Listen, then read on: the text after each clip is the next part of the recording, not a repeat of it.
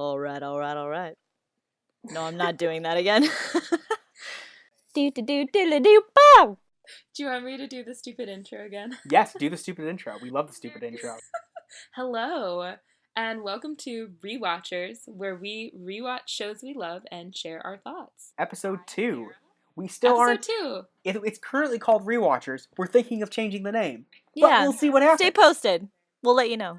I'm Sara. Oh, yeah, that's right. I'm Clint. I forgot who I was for a sec there. And this episode we also have Jenna joining us. Say hi, Jenna. Hi, Jenna. You're so good at that. It's my one talent. In this episode, we are talking about episode 3 of season 1 of Avatar: The Last Airbender. It is called The Southern Air Temple. Let's see. Thoughts on this episode? What do you guys have? Notes? My generic thought at first is not the greatest episode of the show, but enjoyable. There's a lot of, I think, yes, it's not, the plot isn't as great, but there's a lot of important information now that I think about that is conveyed. The A plot isn't the best in the series, but the B plot is great. Yeah, I was gonna say I love Zuko's plot. Yes. In this episode, that was like one of my main notes. That is what makes this episode a great episode. Oh yeah. Like, oh yeah. I think honor. Yes, once again, honor. Once again, we're gonna talk a lot about honor. We're gonna talk more. We can blow past Aang's plot because that is very uninteresting to me in this episode. I want to talk about it a little bit. I think we need to talk about it a little bit. Like I said, there's some important information in there about, you know, the Avatar and the history of the air nomads. But Zuko's plot is definitely way better in this episode. Agreed. So So would you like to talk about Aang's plot first or Zuko's? Can get past. Yeah, they're pretty separate, so let's separate them. Let's do all Aang first, and then all Zuko second. Okay. Do any of you guys want to give us a quick plot summary of what happened with Aang today? Sure, I can do it.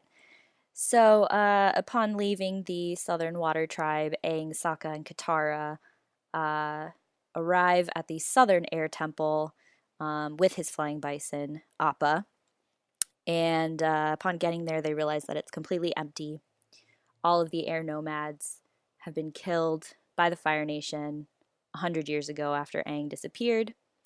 And Aang talks about his mentor, father figure, Monk Gyatso, who he finds was also killed by the Fire Nation. Aang gets really upset, does the glowing eye thing again, only this time, instead of water bending, it's like this big like wind tornado thing. Yeah. I think we can call it the Avatar state now. The glowing eye thing, Katara calls it his Avatar spirit. Yes, that's what she calls it this episode. Refer to it as that. I think that's very accurate. Mm-hmm. Yeah. So when he activates his Avatar spirit, he gets upset over seeing the dead body of Monk Gyatso, and he goes into the Avatar spirit. And so, like, the temples all over the world start to glow, and then the eyes of all the statues of the past avatars start to glow. So, we don't really know what this is yet, but, like, we know it's obviously something, like, powerful and meaningful. And that's when we first hear about the Avatar cycle as well. Clarify something for me. Does the Avatar have to die before the next Avatar is born? Yes. Or can there be, like, okay, so I think they have, like, this is kind of spoilery, but it's not such a big thing that it ruins things to say it right now. As far as we can tell, the exact instant that the Avatar dies, the new Avatar is instantly born somewhere else. Yeah. Right. So that was pretty much Aang's plot, right? Did I miss anything? Yeah, and like just realizing Momo! He sees Momo! Oh yeah. And he gets Momo, yes, he gets a pet lemur. I think the main takeaway that I got from Aang's plot in this episode was seeing how, like, because obviously he's the Avatar, and we know this now, but, like, seeing how much of it, like, how young he still is. When they're at the air temple, you know, Katara's trying to shield him from the fact that all the air nomads are dead. They were killed by the Fire Nation, and he's holding on to this hope that maybe they just went into hiding. And then, when he sees the body of Monkiatsu, he goes into the Avatar spirit because he's so upset. And it's like he can't, like, he's so young, he can't emotionally deal with everything that's happening to him. Like, he's been gone 100 years. Everyone he's ever known is dead. I And think he handles it he has this, amazingly like, well, considering he saw his mentor's corpse. Well, I know, what I I know. I thought he handled it super well, like in that first episode when Katara like mentions that maybe he was in the ice for 100 years, and he just kind of blows it off like I haven't cleaned my room in 100 years, like I think he's still in shock at that point. right, like I think it's when he sees Gyatso that he fully understands all of the consequences of that. Yeah, that's what I mean. It's like he's in, until this point he's been in denial about the reality of his situation, because that's the only way he can deal with it, because he's a little kid. So he's been like very playful about it, and I mean he continues to be playful about it because I think that's his way of dealing with it. Sokka has like sarcasm, and Aang just has this like nonchalance, like free spirited thing. And it's like whenever he has to deal with something difficult, he's just like, let's be happy and fun, and it's gonna be fine. Yeah, and I think it'll be interesting in future episodes to talk about, okay, how he continues to be playful and happy even after this Mm-hmm. episode, which we can talk about later. And even as more and more shit happens Mm-hmm. too. Yeah. So, because this is only the tip of the iceberg. Oh god, so much. Yeah, I really don't have too much to say else about Aang's plot. Do you guys have any other? I mean, I think it's an interesting first look at air nomad culture, I think, because Aang is talking about like all the games that he used to play with his friends, and you get like those little flashbacks with Gyatso and the other air And the nomads and the cakes. cakes. Yeah, that was so good. What was the main agricultural product of your people?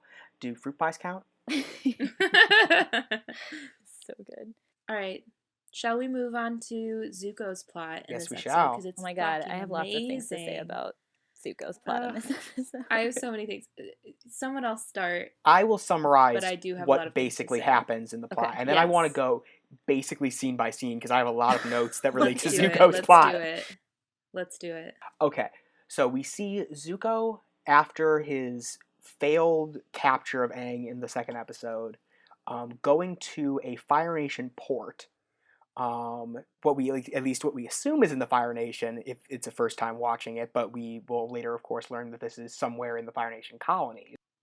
In the Earth Kingdom. It's Fire Nation controlled. It's a Fire Nation controlled Navy port. He's going there for repairs, and he's trying to keep the fact that he has found the Avatar secret. He doesn't want anyone else to steal the chance to capture Aang because he wants to be the one to capture Aang. Yeah. To restore his honor. Restore his honor. It's all about the honor. All about the honor.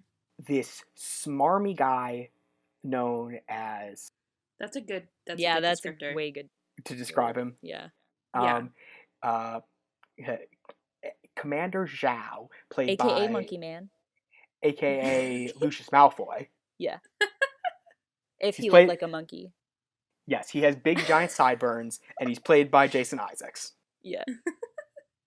So, continuing on. Yes, he interrogates Zuko's crew and figures out that they came across the Avatar, and tells Zuko this right after Zuko lied to his face and said, "No, I don't have the Avatar."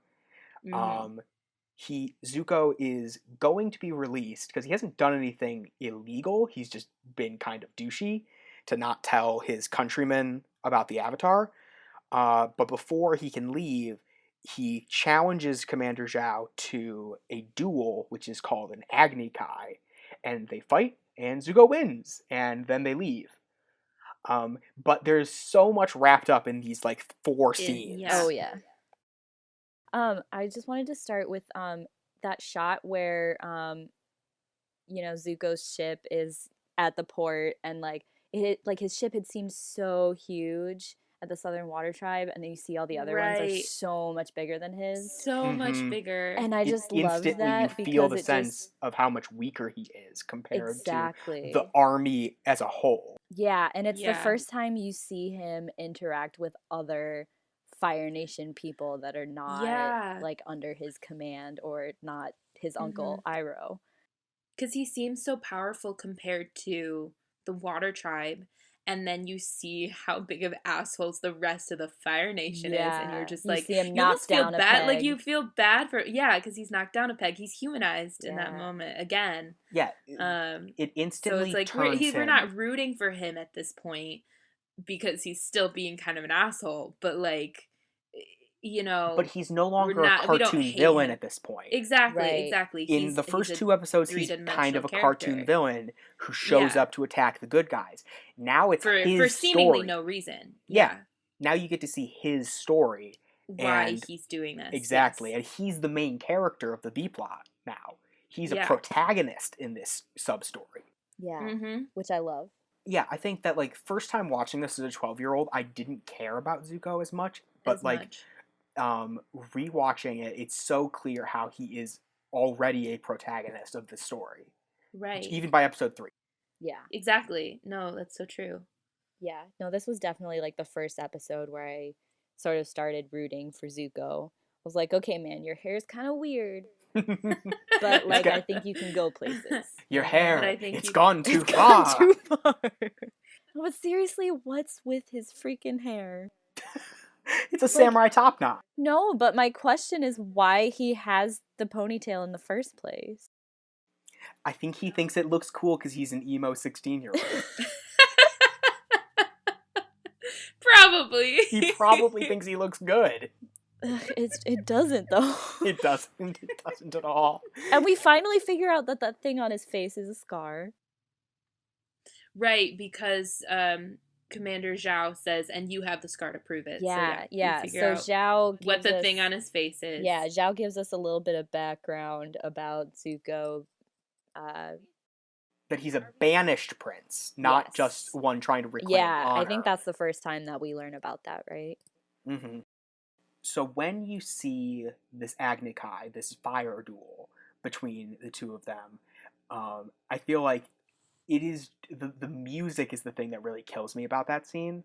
Like It's in a got good way? in a good way, yeah. Yeah. It's really bombastic, and the drums are really good. With There's so that much scene. testosterone. So much. Oh. Like they just like they take off their clothes, but not all, like they I take off their know. shirts.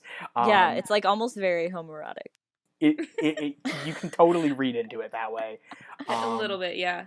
Zhao does kind of fulfill some of these, like queer stereotypes that kind of get shoved into villainous characters sometimes, with the very like in the male young character's face and kind of like controlling him and trying to Yeah. dominate his That's an personality. interesting observation. That is, yeah, I didn't think about that.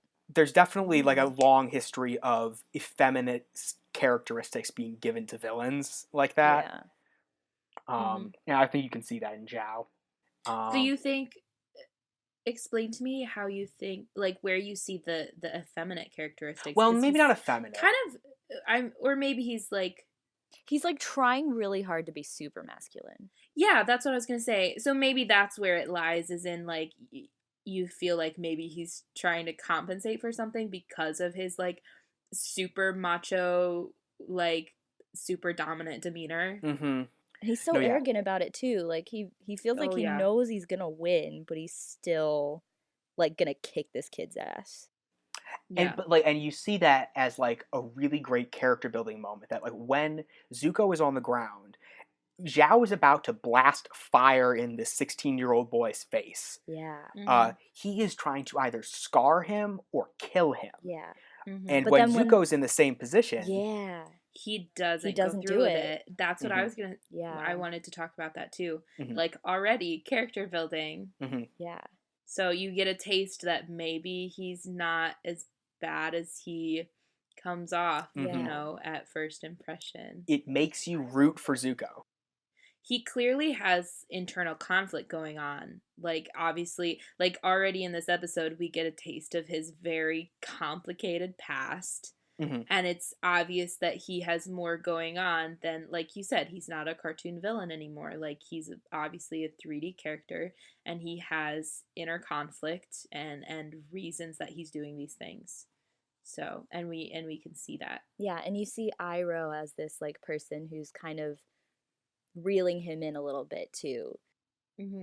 Oh, Iroh, I wanted to talk about, because when after Zuko, you know, he has the chance to hurt Zhao, and he doesn't take it because he has class. Yeah. And then Zhao tries Zhao to freaks like, you know, out, yeah. go behind his back, like when he turns his back and hurt him again, and Iroh intervenes. I think that's such an amazing moment. That's such a powerful moment between Iroh and Zuko, especially. And Iroh in particular, when he says, you know, my nephew has, you know, more class or more honor or whatever he says, Yeah, than even a commander. I think he Right. says you something know, like even um like a banished prince or something like that yeah, has my more honor than banished you. 16-year-old nephew, Yeah. yeah, has more That honor was than so you, powerful. a commander of the Fire Nation army. And he's like, it's like appalling or whatever he says. Yeah. Mm-hmm.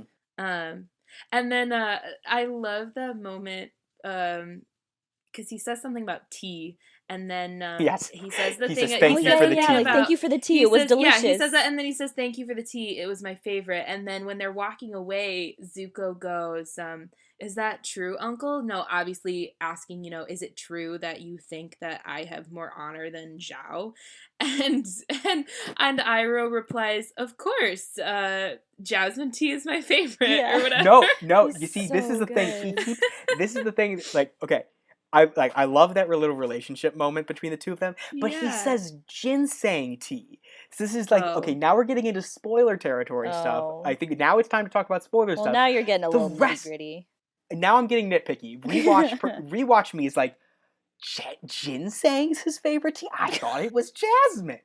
I've seen this show 20 times, my and I God. thought it was jasmine this whole time. Okay. We were talking about the tiles. They were or having whatever a nice earlier. moment. They Let's were just having a leave it very at nice that. moment. No, I love that But moment. I love that moment, and I love the father figure building Absolutely. in that, Yeah. because We can spoilers. yes. Are we Yeah. doing We can do spoilers now? spoilers now. Okay, Yeah. spoilers, because obviously Iroh is more of a father to Zuko than his own father Yeah. ever was or will ever Yeah. be.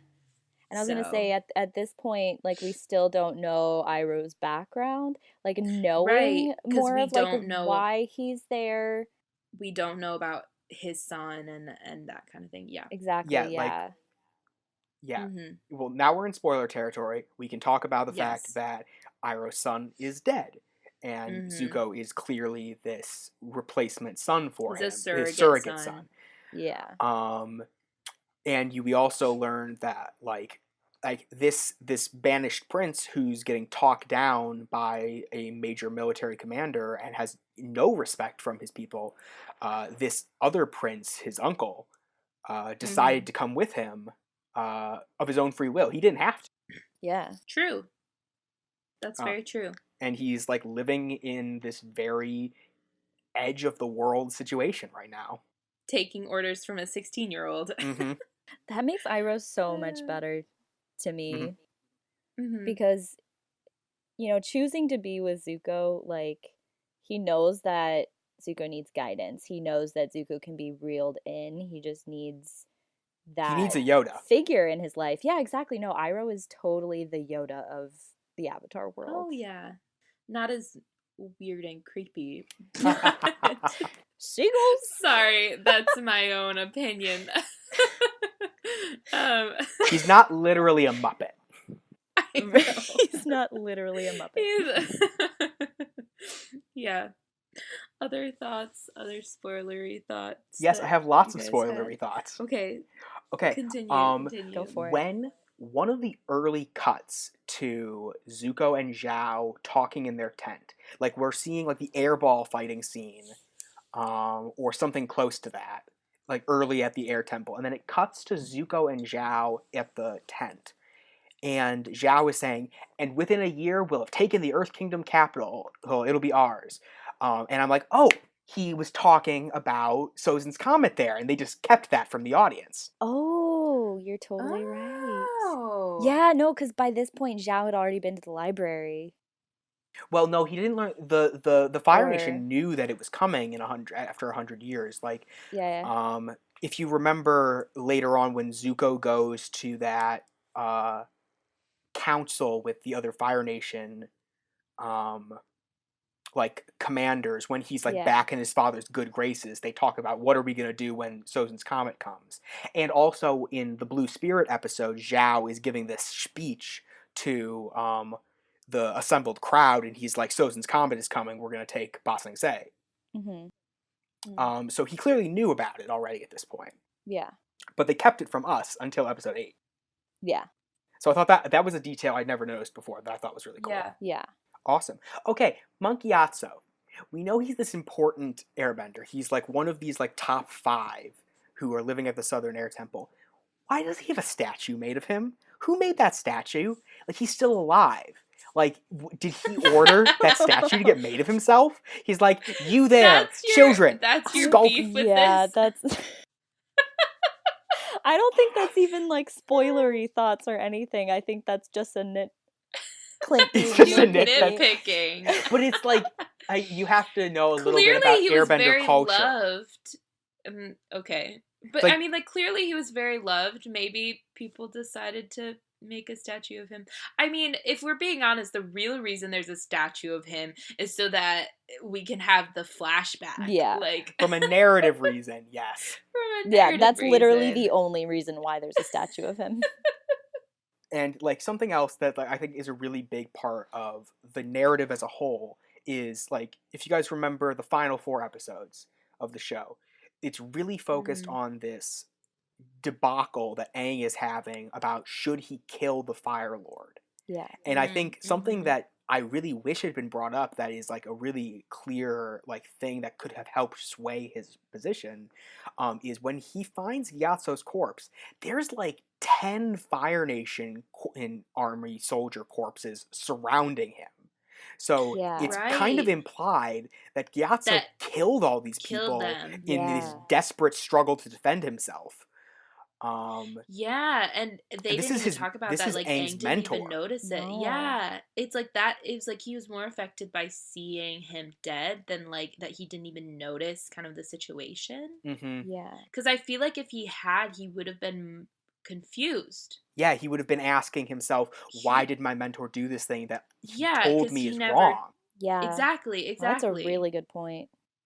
Yeah, that is a very good point. That's a loose end that seems slightly out of character, but obviously they were still figuring some stuff out.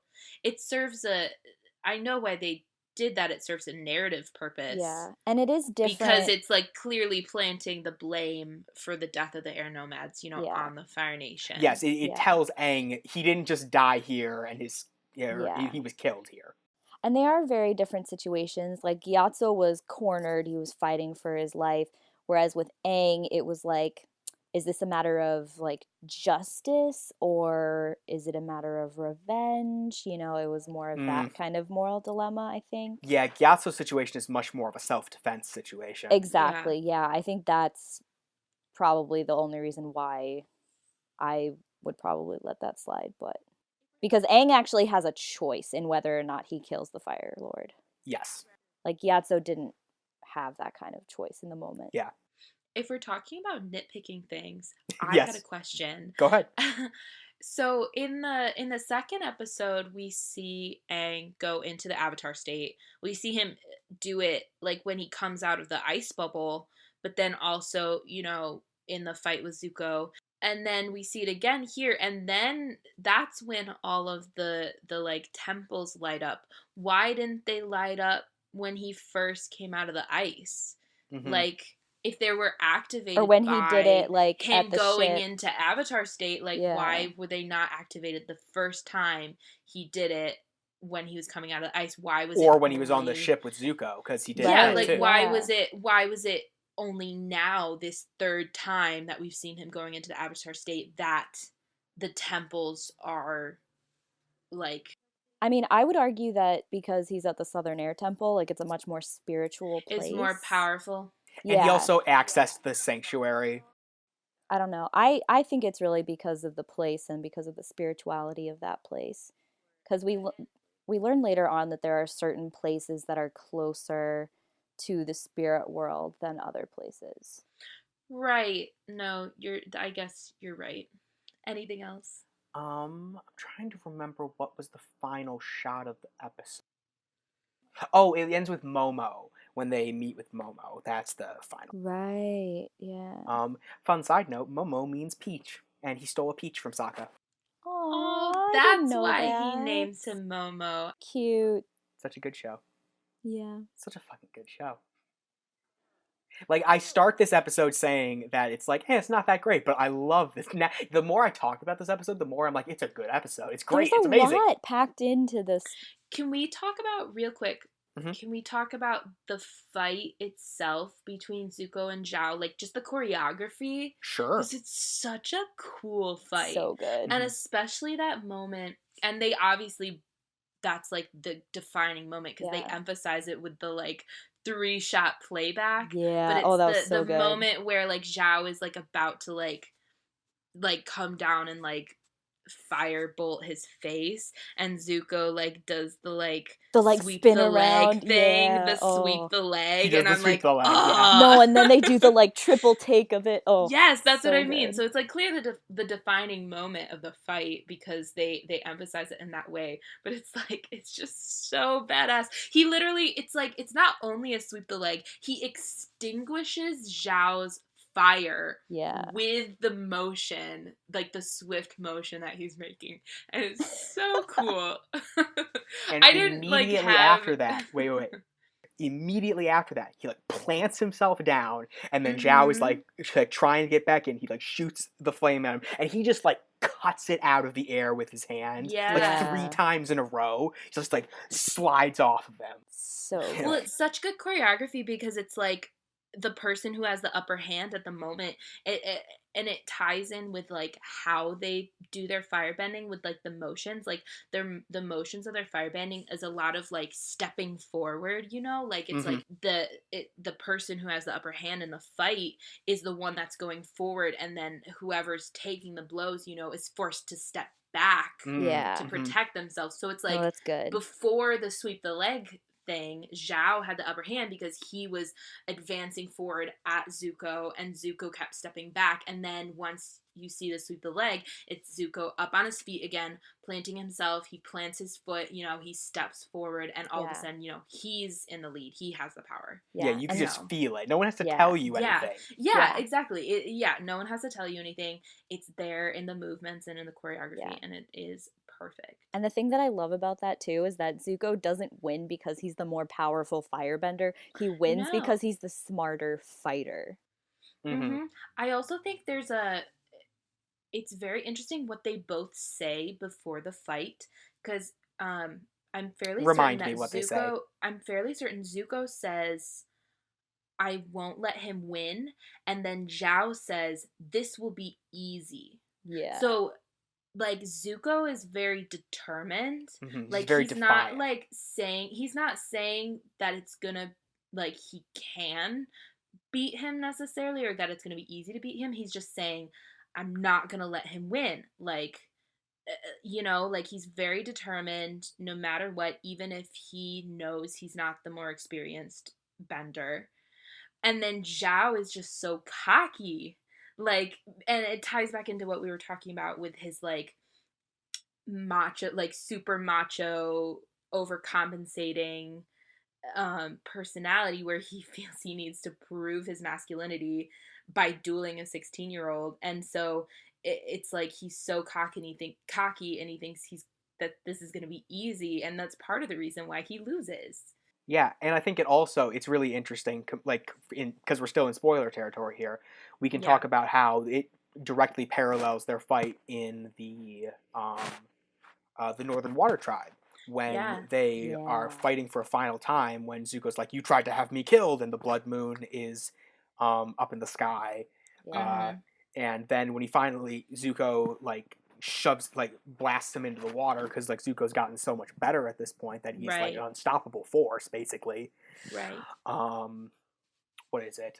And then he's like Zuko again is the better man at that moment, Mm-hmm. and Zhao is too much of a pig-headed idiot to allow Zuko to be the better man. So Right. you like the Yeah. same or like Zuko was already a good person. Like you can kind of think like in that later episode, we'll talk about it once we get to that episode, I'm sure again.